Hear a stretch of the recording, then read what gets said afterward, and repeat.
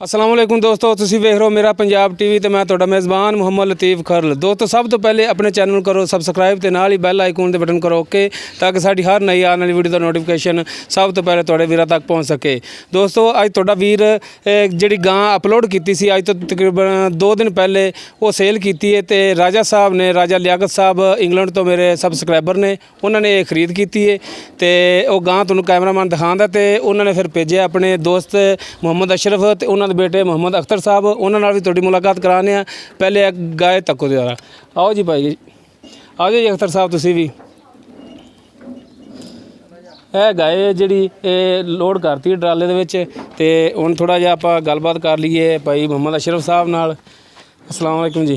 वालेकुम सलाम। अच्छा जी भाई अशरफ साहब तुसी ये दसो कि राजा साहब ने ਤੁਹਾਨੂੰ ਗਾਏ ਇਸੇ ਦੇ ਬਾਰੇ 'ਚ ਭੇਜਿਆ ਸੀ? हाँ जी ਗਾਏ ਵੀ ਉਹੀ ਹੈ, गाय भी ओहो ही ਮਾਲਕ ਵੀ ਉਹੀ, मालक भी ओहो ਰੇਟ ਵੀ ਜਿਹੜਾ ਤੁਹਾਨੂੰ ਦੱਸਿਆ ਸੀ 130 ਉਹੀ ਹੈ? ओहो ही जी ਕੋਈ ਇਹਦੇ 'ਚ ਕਮੀ ਪੇਸ਼ੀ ਕੋਈ ਵਾਧਾ ਘਾਟਾ ਤਾਂ ਨਹੀਂ ਨਾ, ਕੀਤਾ? ਕੋਈ ਕੋਈ ਨਹੀਂ, ਜ਼ਿਆਦਤੀ ਕੋਈ ਕਿਸੇ ਨਹੀਂ। ਕਿਸਮ ਦੀ? कौन जी ਇਹ ਉਹਨਾਂ ਦੇ ਬੇਟੇ ਨੇ मोहम्मद अख्तर ਮੁਹੰਮਦ ਅਖਤਰ ਸਾਹਿਬ।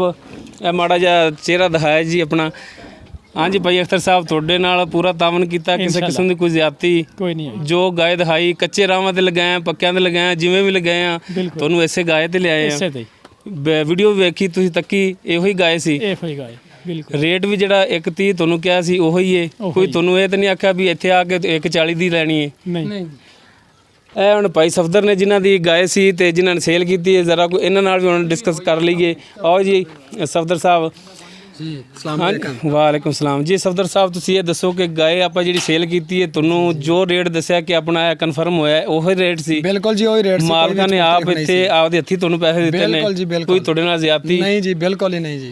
ਇਹ ਆਪਣੇ ਡਰਾਈਵਰ ਸਾਹਿਬ ਨੇ ਕੀ ਨਾਮ ਜੀ ਆਪਣਾ? नासर ਨਾਸਰ ਸਾਹਿਬ। ਇਹ ਵੀ ਉੱਥੋਂ ਖਾਰੀਆਂ ਤੋਂ ਹੀ ਆਏ ਨੇ ਤੇ ਰਾਜਾ ਲਿਆਕਤ ਸਾਹਿਬ ਦੀ ਪਿਛਾਰਾ ਹੈ ਜਿਹੜੀ ਉਹ ਖਾਰੀਆਂ 'ਚ। ਤੇ ਹਾਂਜੀ ਤੁਸੀਂ ਦੱਸੋ ਭਾਈਜਾਨ ਤੁਹਾਡੇ ਨਾਲ ਕਿਸੇ ਕਿਸਮ ਦੀ ਕੋਈ ਜ਼ਿਆਦਤੀ ਕੋਈ ਵਾਧਾ ਘਾਟਾ कोई नहीं ਕਿਸੇ ਕਿਸਮ ਦਾ कोई जी नहीं ਹੋਵੇ ਤਾਂ ਗਿਲਾ ਸ਼ਿਕਵਾ ਹੁਣੇ ਦੱਸ ਸਕਦੇ? कोई नहीं है। ਮਿਹਰਬਾਨੀ।